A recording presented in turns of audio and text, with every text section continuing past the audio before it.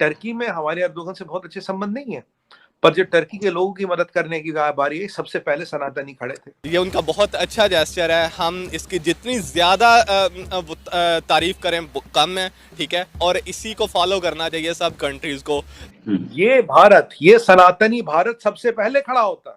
वासुदेव कुटुंबकम कोई G20 की tag नहीं है रोहित भाई, इसे दुनिया के पटल पे हम सिद्ध करके दिखाते हैं, बार बार दिखाते हैं और दुनिया को ये जताते सनातन की ताकत।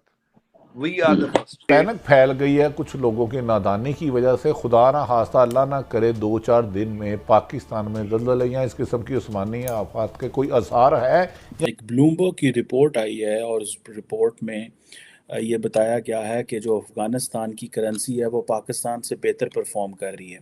We are the first ones to land relief and rehabilitation in any natural calamity anywhere in the world.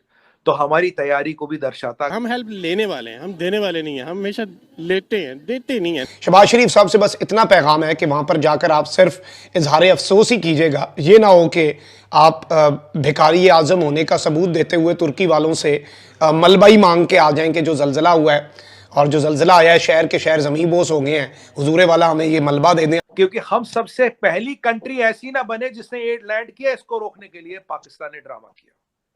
कोई मुसलमान से मतलब नहीं, कोई मरने वाले से मतलब नहीं, कोई बच्चों का हाल बेहाल है, कोई मतलब नहीं। ये दो मुहा सांप सिर्फ किया। यूक्रेन में 70 जहाज उड़ाने वाला केवल भारत है, एड के बम बारूद और आरपीजी के नहीं।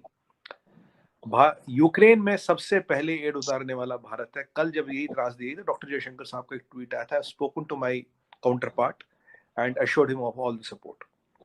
टर्की हमारे कसीदे पढ़ रहा है। और यहाँ में थोड़ा before we go into details, यहाँ एक दो मुहा सांप भी है, दो मुंह वाला सांप।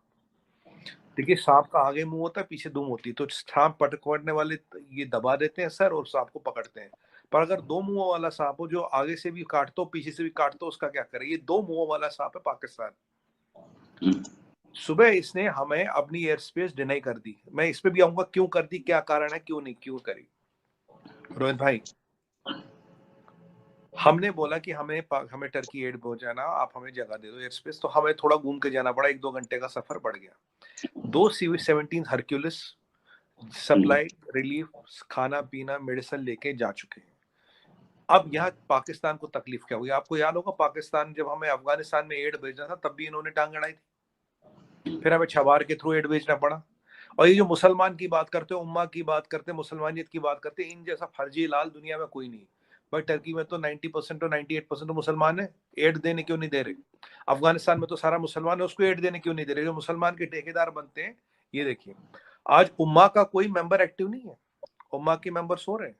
चाइनात को तो देखे ना उनका खुदा ना खुदा, वो तो किसी को कुछ नहीं देते।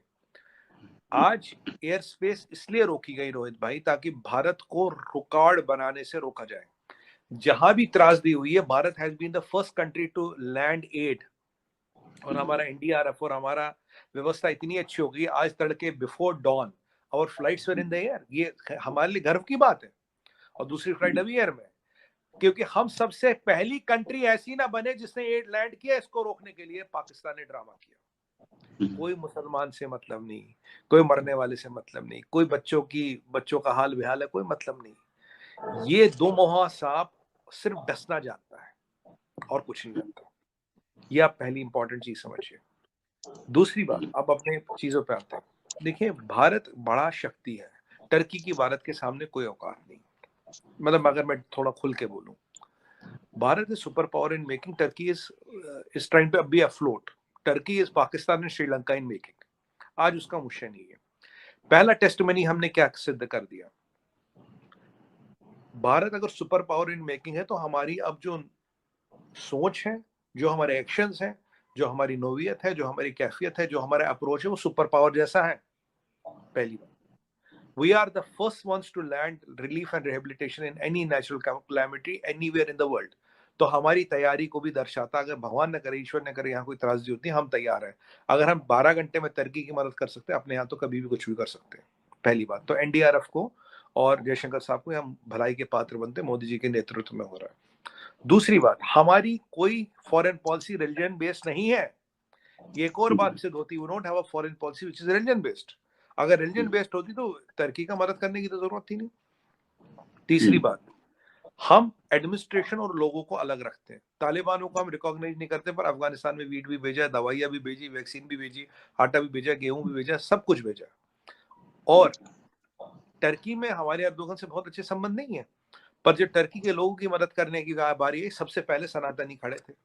सबसे पहले खड़े थे वासुदेवम कुटुंबकम वाले, सर्वे संतु निरामय वाले, तमसो मां ज्योतिर्गमय वाले। ये भारत, ये सनातनी भारत सबसे पहले खड़ा होता है।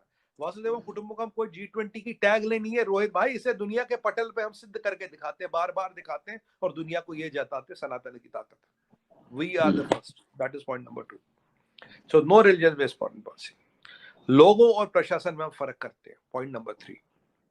पॉइंट नंबर 4, जियोपॉलिटिक्स में कहावत है, कहते हैं if you have the money you can influence the politicians, if you have the oil you can influence the economies, but if you have the food you can buy the people। आज वहाँ खाना और दवाई चाहिए, और सबसे पहले खाना और दवाई, स्नैपर डॉग्स, दवाई, मेडिकल टीम्स बचने वाला कौन है? भारत। आज देखिए अफगानिस्तान, इतना जोर पड़ा अफगानिस्तान तालिबान पे कि वो कह रहे हैं हम भारत के साथ रिलेशन शुरू करना चाहते हैं। उन्होंने एश्योरिटी दी है भारत की, अफगानिस्तान की जमीन एक भी जहाज के लिए नहीं दी जाएगी अगेंस्ट भारत। आज अफगानिस्तान उसी पाकिस्तान, शरिया भाई पाकिस्तान को मारने में लगा हुआ, एक दूसरे को मारने में लगे, भारत के साथ दोस्ती की बात कर रहे हैं। तालिबान कह रहा है आप अब जो मेरे 500 प्रोजेक्ट यहाँ रुके आप उनके बनाइए। आपने ये देखा डिफरेंस?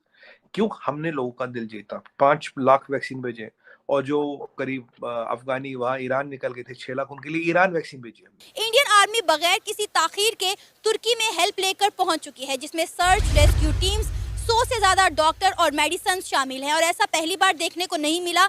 जब भी किसी कंट्री पर बुरा वक्त आया है, इंडिया ने हमेशा बढ़ चढ़कर उस कंट्री की मदद की है। बेसिकली पूरे अगर देखा जाए जितने भी आपके पास वर्ल्ड वाइड देखा जाए तो हमें ह्यूमैनिटी जो ग्राउंड्स हैं, इंसानियत के ग्राउंड है, उसके ऊपर काम करना चाहिए। अगर इंडिया इसमें बढ़ चढ़ के हिस्सा ले रहा है तो ये बहुत ही एक अच्छा जेस्चर है, और ये सिर्फ इंडिया की तरफ से नहीं होना चाहिए बल्कि ये वर्ल्ड वाइड हर एक कंट्री को चाहिए कि वो, क्योंकि सबसे पहले हम इंसान हैं, बाकी चीज़ें बाद में आती हैं। ठीक